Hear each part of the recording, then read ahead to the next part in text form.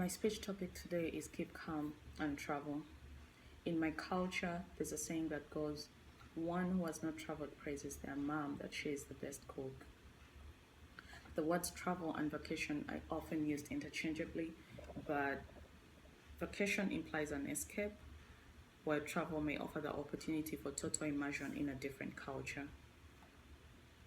Most American workers receive around 10 paid workdays a year and 6 federal holidays, but the length of an average vacation is 4 days. Only 25% of workers say they take all the time that is given to them for vacation. 42% of Americans say they do not take a single vacation day in a year.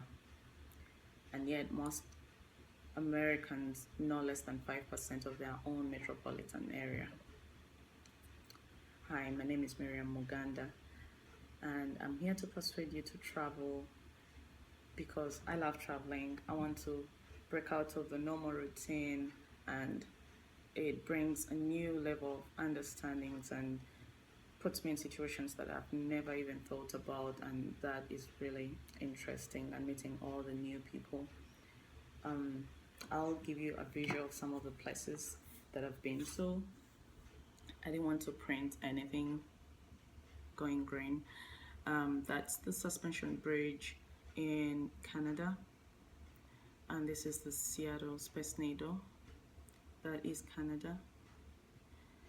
That is Canada, the Olympic Stadium, 2010 Olympic Stadium.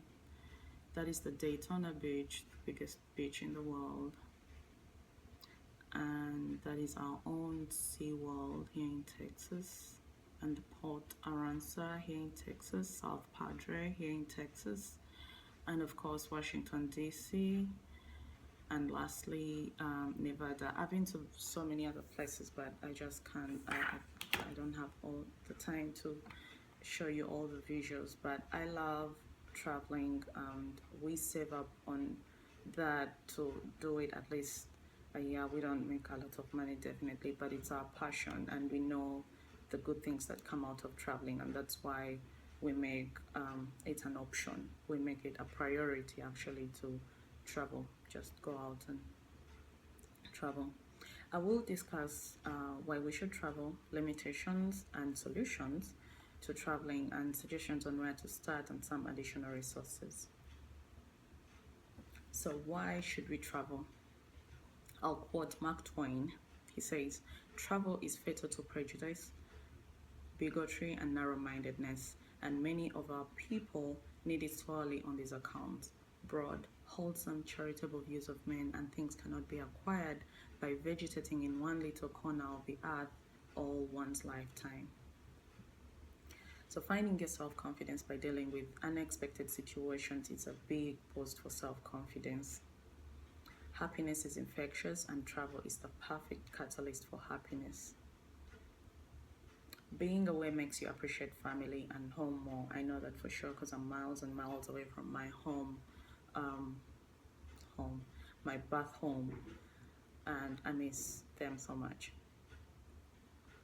But traveling makes you get new friends, and these social interactions are very important, and they can make your life worthwhile.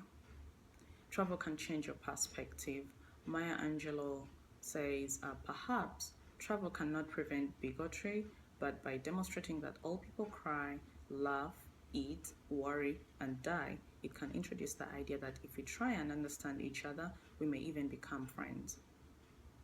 Travel is a perfect detox from social media. New experiences give us moments to cherish forever, and relating favorably to people, because you have all these stories that you have to tell to your family, to your friends, to your classmates, is a very big, it pulls people to you. And lastly, it gives you an opportunity to learn about other cultures. Some people are surprised actually to find out that even traveling domestically can afford this opportunity, just stepping out of your comfort zone. Now, some of the limitations to traveling are that 65% of Americans do not own a passport. And compared to other countries like the UK or Australia, where 75% of their citizens have passports. That's a big limitation. But the biggest one is fear. With all the stories that we read, there's a big fear that is instilled in us about the rest of the world, so we just stay put. Another argument is that America has everything, so why go out instead of just traveling around here domestically, even though most people do not travel domestically. Employers in the United States are not obligated under federal law to offer any paid vacation, so about a quarter of all American workers don't have access to it. 82% of Americans can only speak English, so not knowing another language gives people less motivation to travel and explore new cultures. And lastly, traveling is expensive. Like I said, we always have to plan for it in advance, and save up. And the more you travel, you get mileage and some free accommodation for at least a day. So that's how you can save up on traveling.